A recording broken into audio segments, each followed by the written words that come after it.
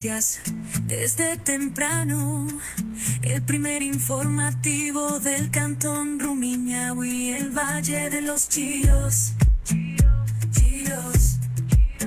En voz alta, las voces que nos guían, informando sobre lo local, nacional e internacional. El primer informativo del Cantón Rumiñahui y el Valle de los Chillos. En voz alta. Las 7 de la mañana con 40 minutos. A esta hora de la mañana establecemos contacto a través de la plataforma Zoom con Rodrigo Gómez de la Torre, ex miembro del Consejo Nacional de Trabajo y Salarios, y le hemos invitado para que comparta estos minutos con nosotros su conocimiento y más que nada su experiencia, porque él pertenecía a este Consejo Nacional de Trabajo y Salarios. Y la inquietud que todos generalmente tenemos es este proceso que a la vez se vuelve muy engorroso porque nunca se ponen de acuerdo, tanto los empleados como empleadores. Definitivamente las autoridades y los empresarios y los trabajadores no llegaron a un acuerdo y por lo tanto el Ministerio de Trabajo determinará la remuneración para el año 2025. ¿Cómo es este proceso en primer lugar y qué es lo que generalmente ocurre en estas reuniones? Rodrigo, qué gusto, les saludamos Manuel Escobar y Jaime Rosero. Jaime, muy buenos días. Manolo, de igual manera, un grato saludo y un grato saludo al Cantón Rumiñahui y el Valle de los Chillos. A ver, creo que es importante entender que el Consejo Nacional de Trabajo y Salarios es el ente tripartito que está promovido desde la Organización Internacional del Trabajo para buscar acuerdos en materia laboral y además trata salarios, ¿ya? Para el tratamiento de los salarios hay 2 reuniones en el año, que hasta hace unas pocas semanas atrás tenían que darse hasta el 30 de noviembre, pero este año se demoró todo, se emitió un nuevo acuerdo ministerial para hacerlo hasta el 20 de diciembre. La intención, la primera reunión, revisar las cifras macroeconómicas entregadas por Ministerio de Economía y Finanzas, Banco Central del Ecuador y las cifras del INEC en lo que es inflación proyectada, empleo, y curiosamente no se trata como debería las cifras del IES, que hay que pedirlas también. En esa reunión se analizan cuáles son las cifras, cómo está la situación macroeconómica, y en una siguiente reunión se definen las posibles propuestas que hay. Lamentablemente las propuestas salariales están completamente abiertas. No hay una coherencia entre lo que se propone contra la realidad nacional. Es lo que yo le diría a usted, la propuesta del Frente Unitario de Trabajadores. Curiosamente que no la entendí, porque inicialmente fueron 104 y en la segunda reunión pasaron a 102. ¿Qué pasó con esos $2? No sabemos, pero no importa. Pero si yo le digo a la radio, Ecos de Rumiñahui, hagamos algo, subamos $100 más, y ustedes vean cómo pagan los salarios del próximo año. No creo que va a ser tan fácil cubrir esos salarios, porque tendrían que subir el número de propaganda, tendrían que incrementar los precios a todas las pautas, caso contrario no van a sostenerse. Entonces no es subir el salario por subir el salario, o dejarlo donde está por dejarlo donde está. Es analizar un proceso integral.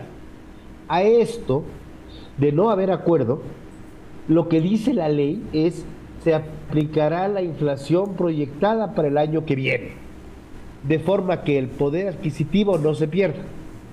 Y la inflación proyectada está en 1.93%, que con un salario de 460 nos da más o menos un incremento de 8.8 más o menos dólares. Rodrigo, si las partes sabemos las reglas de juego, ¿por qué proponemos algo que no puede suceder? Por un lado, porque el argumento ha sido que lo que busca es cubrir el monto del costo de la canasta básica vital, Rodrigo. Inicialmente era el costo de la canasta básica familiar, ahora hemos bajado a la canasta básica vital. La canasta básica vital está en 562. Gracias. 562.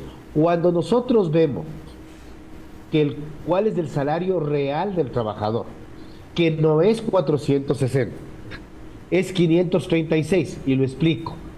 El Ecuador tiene 14 salarios al año. Entonces son los 460 multiplicado por 14 dividido para 12. Entonces ya tienes un margen mucho más pequeño. Entonces ahí también tienen las partes que revisar. Para terminar, y esto sí creo que es importante, cuando tú tienes una realidad nacional en que la población con empleo pleno está entre el 34 y el 36%, incrementos salariales fuera de foco no abonan a la construcción de empleo.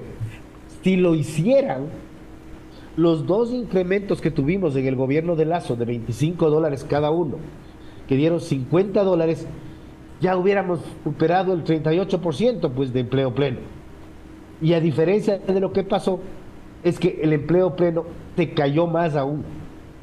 Porque la población económicamente activa o la población en edad de trabajar sigue creciendo y la población con empleo se mantiene estática y hasta con tendencia a la baja.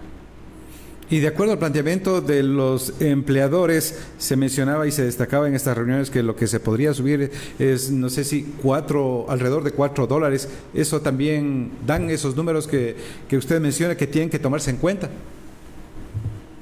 A ver, los $4 salen de una fórmula polinómica que se validó en el año 2020. Esta fórmula está en un acuerdo ministerial, pero para la aplicación de esta fórmula hay dos condiciones fundamentales. La primera, que el Consejo no se haya puesto de acuerdo. Es la primera, que es facilísimo cumplir.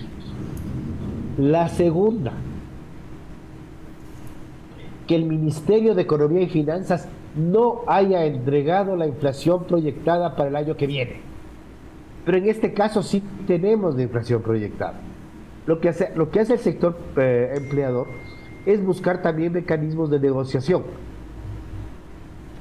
reconociendo que ya para los 2 primeros trimestres de este año había un decrecimiento de la economía en un 2.2%, sin apagones. En este tercero y cuarto trimestre, con los apagones, la situación se complicó mucho más. Y pequeños, medianos y grandes negocios se han visto abocados a la compra de generadores, a la compra de combustible, a ver cómo sostenían el negocio abierto. No estamos hablando de generación de macroutilidades, estamos viendo de cómo sostener el negocio abierto. Y si hubieron buenos viernes negros o buenos Black Fridays o Black Weekends o como sea llamen, es porque había unas ventas, ya, pero salga a caminar en Rumiñahui, salgamos a caminar en las zonas de Cachapamba, vamos a Selva Alegre, vamos para cualquier parte y vamos a encontrar cualquier cantidad de negocios que están poniendo plata extra para sostener los generadores prendidos para poder vender. Ya no estamos hablando de incrementar ventas o nada, es para sostenerse abiertos. Don Rodrigo, buenos días. Manolo Escobar le saluda junto a Jaime Rosero. Siempre un gusto. Rodrigo, estaba mirando estas cifras que usted muy gentilmente nos ofrece, pero usted es bien optimista. $8.8. Hablemos de $9 en términos redondos que podría subir. Pero ayer sale la Cámara de Comercio de Guayaquil y dice que la proyección de la inflación es del 1.51% y que se subiría $6.95. Hablando en términos redondos, $7. ¿Cuál será el monto aproximado? ¿Entre 7 y 9 será, don Rodrigo? Verá, yo le digo, la inflación proyectada tiene que sustentarse en lo que dice el Ministerio de Economía y Finanzas. Así es. El Ministerio de Economía y Finanzas nos dice que la inflación proyectada promedio para el 2025 va a ser de 1.93. Ahí sí sube, ahí sí sube. Y que el año cerrará en diciembre con 2.31%. Ya. Personalmente, creo más en las cifras de la Cámara de Comercio de Guayaquil. ¿Por qué? No, y no es por desmerecer al Ministerio de Economía y Finanzas. Claro, claro. Es porque estamos viendo que tenemos una inflación con tendencias negativas los últimos meses. Entonces, vemos que a diferencia de estar incrementando o manteniéndose estable la inflación, tenemos una inflación a la baja. Pues claro, si tenemos una inflación de 1.53% a este momento, proyectar una inflación más alta para el próximo año, salvo que tengamos un factor inflacionario por alguna decisión política en base al salario, no veo un justificativo. Porque el 2025 será un año extremadamente político, evidentemente, y recién tendremos certeza de las nuevas autoridades y nuevo gobierno, salvo que se ratifiquen en abril, pues en el mes de mayo a finales. Y la incertidumbre es lo que más mata la economía. Así es. Don Rodrigo, lo que no me explico es cómo, siempre respeto a todos los representantes gremiales, pero acá tengo nombres. El señor Cristóbal Buendía, en representación de un sector de trabajadores, habla de $25 de aumento. La señora Marcela Arellano, sindicalista del fútbol, habla de lo que usted nos decía, bajó de 104 a 102, no sé qué pasó con los $2. Pero entre ellos no se ponen de acuerdo y tiene razón la ministra de decirles pónganse de acuerdo. Y ahí tenemos un problema más grave, porque si entre trabajadores y empleadores no se ponen de acuerdo, son dos sectores distintos, ¿ya? Complementarios, pero con visiones diferentes. Pero si en el mismo FUT, entre la primera reunión y la segunda reunión, tal vez por el pasaje, por alguna cosa, se les cayeron $2. Y lo de Cristóbal, que se les cayeron otros 80 y pico o 70 y pico de dólares. Esa parte nunca la entendimos. Sin embargo, sí creo que el Consejo debe enfocarse en poner al debate del salario en un 10% de su trabajo, y la ministra debe enfocarse en convocar al Consejo mes a mes, cada 2 meses, para buscar soluciones de empleabilidad en el Ecuador, porque eso no hay. Entonces no es un tema salarial, y como lo dije, si era un incremento de 25 o 50 dólares, ahí están los 2 incrementos del gobierno de Lazo. No solucionaron nada. Más bien, el empleo que se contrata ocasional en diciembre, que antes duraba hasta marzo, ahora ya se cae en el mismo enero. La gente ya no contrata por más de un mes. También, Rodrigo, se ha señalado a través de algunos análisis que han hecho expertos en este tema, si la decisión se vuelve política a propósito del proceso electoral, el incremento sería de $10. Estaríamos dentro del marco. O sea, al final del día, si revisamos los últimos años, desde el 2016 que llegamos a un acuerdo y hubo un incremento en el empleo pleno para el 17, el único año que de la caída pica un poquito y vuelve a caer, ¿ya? Todo el resto de años los incrementos han sido políticos y por sobre la inflación proyectada. O sea, no solamente políticos, sino por encima y por fuera de la ley. Y al igual que fue el año pasado.